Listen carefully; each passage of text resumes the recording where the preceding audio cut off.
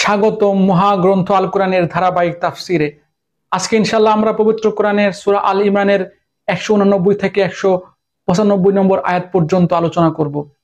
এই আয়াতগুলোতে মহান আল্লাহ রাব্বুল আলামিন বলেন, ওয়ালিল্লাহি মুলকুস সামাওয়াতি ওয়াল আরদ আল্লাহু আলা কুল্লি শাইইন কাদির।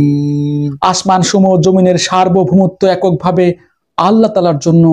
আল্লাহ তাআলাই সবকিছুর উপর একক ক্ষমতাবান। ইন্না ফি খালকিস সামাওয়াতি ওয়াল আরদি ওয়া ইখতিলাফিল লাইলি ওয়ান নাহারি লাআয়াতিন লিউলিল আলবাব। নিঃসন্দেহে আসমান সমূহ জমিনের নিখুঁত সৃষ্টি এবং দিবারাত্রির আবর্তনের মধ্যে জ্ঞানবান লোকদের জন্য অনেক নিদর্শন রয়েছে। الذين يذكرون الله قياما وقعودا وعلى جنوبهم ويتفكرون في خلق السماوات والأرض ربنا ما خلقت هذا باطلا سبحانك فقنا عذاب النار।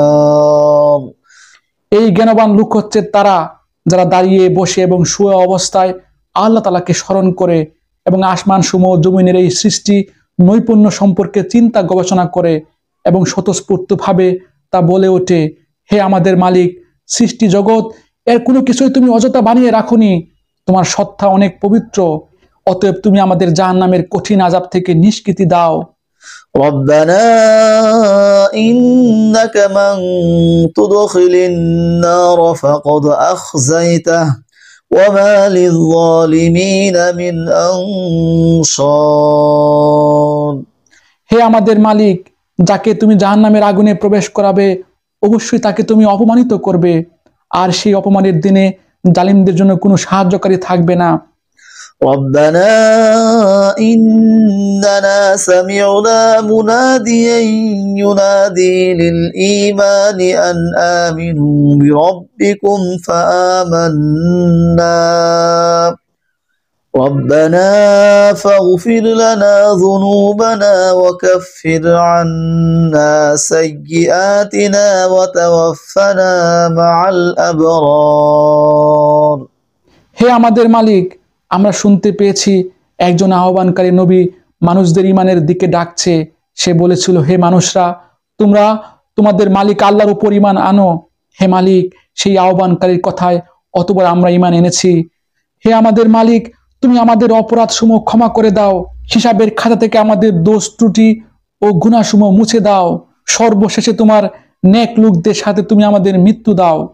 ربنا وآتنا ما وعدتنا على رسلك ولا تخزنا يوم القيامة إنك لا تخلف الميعاد। হে আমাদের মালিক, তুমি তোমার নবী রাসূলগণের মাধ্যমে যেসব পুরস্কারের প্রতিশ্রুতি দিয়েছো তা আমাদের দান করো এবং কিয়ামতের দিন তুমি আমাদের অপমানিত করো না, নিশ্চয়ই তুমি কখনো ওয়াদার বরখেলাপ করো না।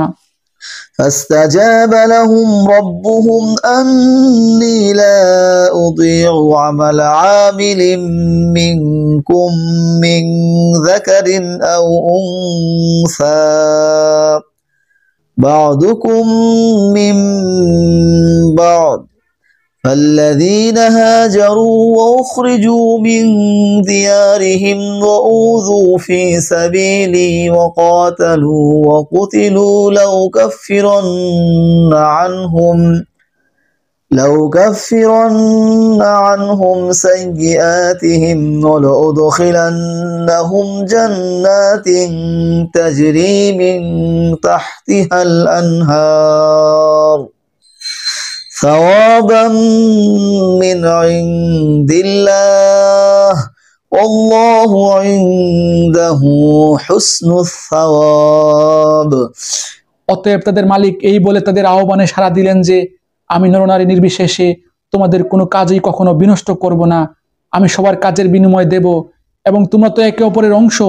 অতএব তোমাদের মাঝে যারা নিজেদের ভিটামাটি ছেড়ে হিজরত করেছে এবং যারা নিজেদের জন্মভূমি থেকে বিতাড়িত হয়েছে, আমার এই পথে যারা নির্যাতিত হয়েছে, সর্বোপরি যারা আমার জন্য লড়াই করেছে এবং আমার জন্য জীবন দিয়েছে, আমি তাদের গুনাহসমূহ মাফ করে দেব। অবশ্যই আমি এদের এমন জান্নাতে প্রবেশ করাবো যার তলদেশ দিয়ে ঝর্ণাধারা বইতে থাকবে। এ হচ্ছে তাদের জন্য আল্লাহ তাআলার পক্ষ থেকে পুরস্কার, আর উত্তম পুরস্কার তো আল্লাহ তাআলার কাছেই রয়েছে। আলহামদুলিল্লাহ, চমৎকার 7টি আয়াত।